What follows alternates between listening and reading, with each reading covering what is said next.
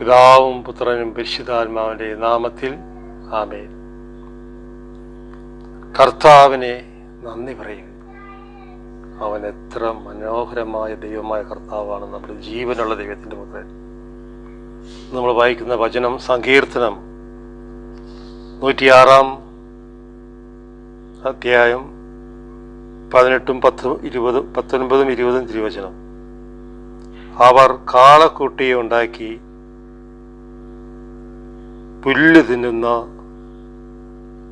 കാളയുടെ ബിംബത്തിന് 1-ാം സ്ഥാനം കൊടുത്തു.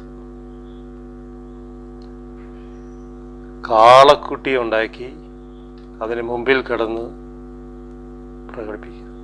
ഇസ്രായേൽ മക്കൾ യേശുവേ. 107 സങ്കീർത്തനം 1-ാം വാക്യം. കർത്താവിനെ നന്ദി പറയുക, അവിടുന്ന് കാരുണ്യം എന്നേക്കും നിലനിൽക്കുന്നു. 2-ാം വാക്യം. കർത്താവിനാൽ രക്ഷിക്കപ്പെട്ടവർ ഇങ്ങനെ പറയട്ടെ. കർത്താവിനെ നന്ദി പറയുക. അവൻ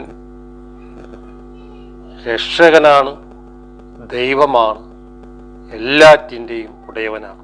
അവനൊന്നും അസാധ്യമായിട്ടില്ല. ഒരു വിഗ്രഹത്തിൻ്റെ മുൻപിൽ നമ്മൾ മുട്ടുമടക്കാൻ പാടില്ല. അവർ കണ്ടോ, ഇസ്രായേൽ മക്കളെ മോശ മരുഭൂമിയിൽ നയിച്ചപ്പോൾ കാളക്കുട്ടിയുടെ വിഗ്രഹമുണ്ടാക്കി പുല്ല് തിന്നുന്ന കാളയ്ക്ക് അവർ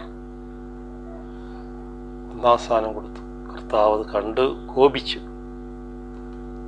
നമുക്ക് പ്രാർത്ഥിക്കാം. ദൈവമേ കർത്താവേ, ഞങ്ങളുടെ കുടുംബത്തിലേക്ക് കടന്നു വന്ന് ഞങ്ങൾ അനുഗ്രഹിക്കണമേ എന്ന് യേശുവപ്പ നിന്റെ നാമത്തിൽ പ്രാർത്ഥിച്ചുകൊണ്ട് നമ്മുടെ കർത്താവായ യേശുമിശിഹായുടെ കൃപയും പിതാവായ ദൈവത്തിൻ്റെ സ്നേഹവും എന്നും എപ്പോഴും നമ്മോടും നമ്മുടെ കുടുംബത്തോടും ഉണ്ടായിരിക്കട്ടെ എന്ന് പ്രാർത്ഥിച്ചുകൊണ്ട് യേശുവേ സ്തോത്രം, യേശുവേ നന്ദി, ആവേ മരിയ.